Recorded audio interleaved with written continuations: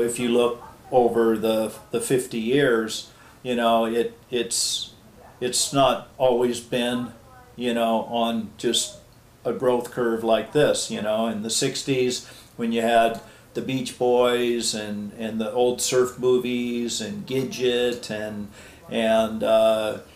you know, it gained initial popularity and there were lots of people doing it, and then it kind of, you know, went into more obscurity, you know, where, oh, it's just this, you know, weird group, you know, you know, offbeat, you know, type of sport, you know, versus football or baseball or tennis or something like this, you know, that surfing and skateboarding were these, you know, very small, very unique, and maybe viewed, you know, not like trendy now to say extreme sport. Well, you know, back then it was more a sport maybe that had more of a rebellious attitude to it.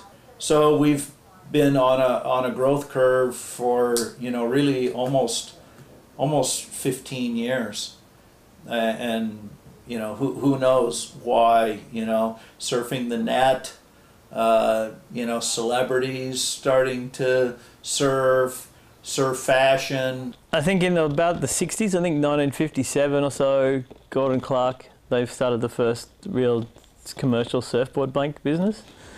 Before then it was very much, you know, boards made of wood and things like that. And so when Gordon Clark made the first, and Hobie Alta made the first PU blank in California, then it sort of started the development of the modern surfboard, which was a PU blank with a wooden stringer and then wrapped in fiberglass with a polyester resin.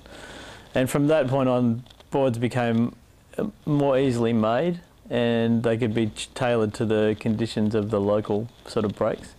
From that point on, really the development of technology in a certain part of the market didn't change that much. The shapes changed a little bit, but that PU blank with the fiberglass and resin, polyester resin, is still exactly the same as they did today. There's other technologies, but that Clark foam invention is pretty much still being made today.